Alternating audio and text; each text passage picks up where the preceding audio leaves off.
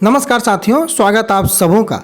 बिहार में 7वें चरण के शिक्षक अभ्यर्थियों की जो उम्मीदें हैं, क्या उम्मीदें पूरी हो पाएंगी? क्या नियमावली 2023 बजट सत्र में मुहर लग पाएगी? सचिवालय से क्या कुछ खबरें हैं या फिर अधिकारी मंत्रीगण क्या सोचते हैं? बहाली का नोटिफिकेशन कब आएगा?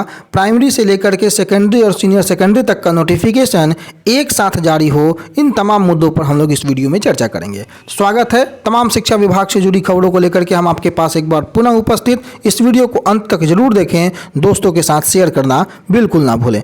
जी हाँ दोस्तों, काम का इरादा पूरा होता हर वादा। 7वें चरण के शिक्षक नियोजन में 2 लाख से अधिक होगी नियुक्ति। बहाली की प्रक्रिया में प्रारंभिक शिक्षकों के 80,257 पद, उच्च माध्यमिक और माध्यमिक के 1,20,000 पदों पर बहाली होगी। लगातार बैनर और पोस्टरों से पूरा ट्विटर में संग्राम छिड़ा हुआ है। एक और शिक्षा मंत्री के इस्तीफे की बातें, दूसरी ओर नीतीश कुमार से बहाली देने की मांग। इन तमाम मुद्दों पर अभ्यर्थी आपस में लगातार एकजुटता के साथ परिचय देते हुए बहाली खुलवाने की मांग कर रहे हैं। लेकिन सरकार क्या कर रही है, कुछ अभ्यर्थी क्या कर रहे हैं, यह सवालिया निशान है। गवर्नमेंट राजनीति करके 7वें चरण को राजनीति की भेंट चढ़ा रही है और कुछ लोग आपस में मेरिट नॉट मेरिट हो या फिर 80,402 और 30,675 की मांग रख करके सरकार के उस बात को बल दे रहे हैं जो सरकार डिले करना चाहती है। पहचानिए इन लोगों को, समझिए इन लोगों को और देखिए और जानिए इन लोगों को कि जो लोग इस तरह की बातें कर रहे हैं वो या तो किसी विद्यालय में प्रोफेशनल ठग के रूप में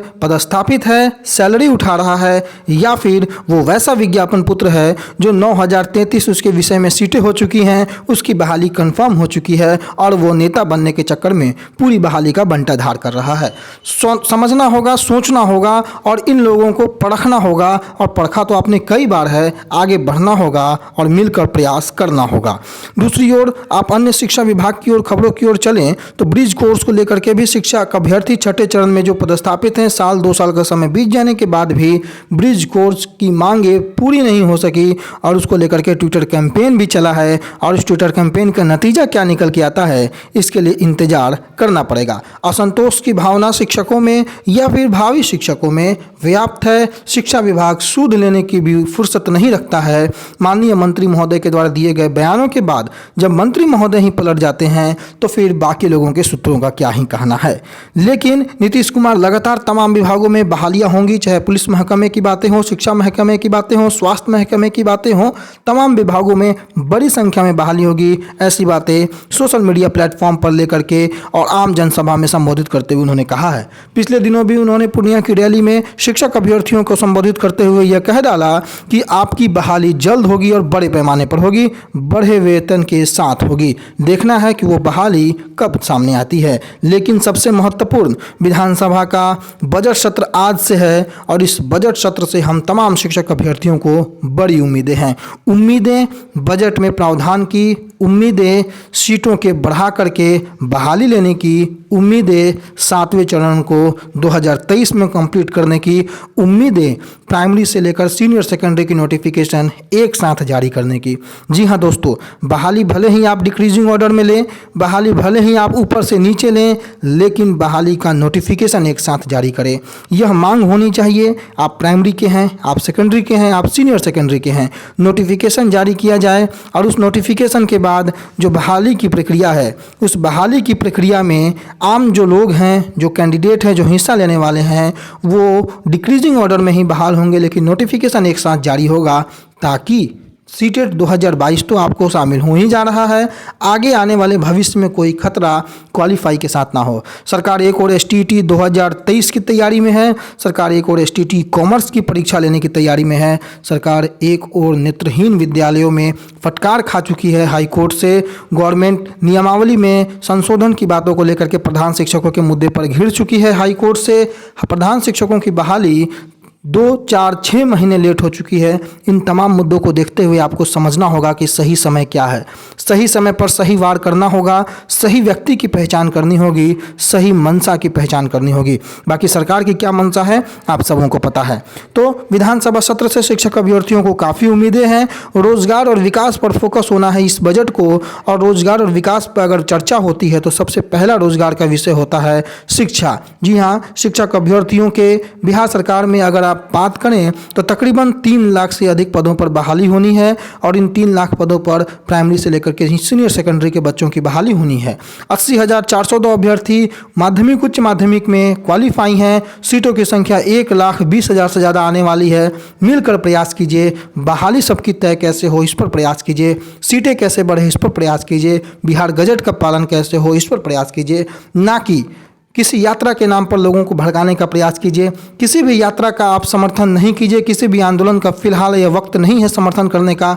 आपको पता है सरकार आपके अगेंस्ट है, आपको पता है सरकार से बहाली लेनी है, सरकार पे रिक्वेस्ट करके दबाव बना के बहाली लेना होगा। उलझुल की हरकत करके बहाली और डिले होगी जैसे पिछले 4 वर्षों से हो रही है।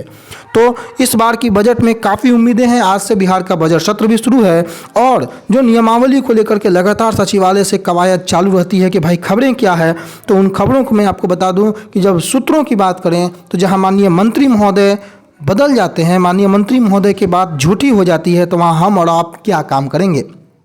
ईटीवी भारत के पत्रकार की बात करें या फिर किसी अन्य पत्रकारों के सूत्रों की बात करें जिनका डायरेक्ट लिंक शिक्षा विभाग के अधिकारियों से होता है, उनके माध्यम से भी यह बात बताई जा रही है कि यह भी असमंजस में है। लगातार अभ्यर्थी नियमावली से सवाल पूछ रहे हैं कि आखिर वो कब आएगी, लेकिन यह असमंजस में है क्योंकि नियमावली की खबरों को लेकर के नेताओं की कथनी और करनी में बड़ा अंतर होता है और इससे खुद की विश्वसनीयता भी दांव पर लग जाती है। लेकिन नियमावली आएगी और उसको लेकर के संबंधित खबरें हम आप तक पहुँचाएंगे, इसका हम वादा करते हैं। तब तक के लिए आप जरूर हमारा साथ दें, अपने स्तर से प्रयास जारी रखें। आज से बजट सत्र का शुभारंभ है, आज से आप लग जाइए ट्विटर पर, फेसबुक पर, सोशल मीडिया पर, जहां से आपकी आवाज़ें उठ सकती हैं। माननीय विधायक गण से, एमएलसी से, जो भी मिल करके जो 7वें चरण की नोटिफिकेशन की मांग हो आप उस मांग को रखिए, सीट बढ़ाने की मांग को रखिए और इन आंदोलनकारियों को जो स्वार्थ का जो आंदोलन हो रहा है और इस स्वार्थ के आंदोलन में गांधी जी को भी बदनाम किया जा रहा है।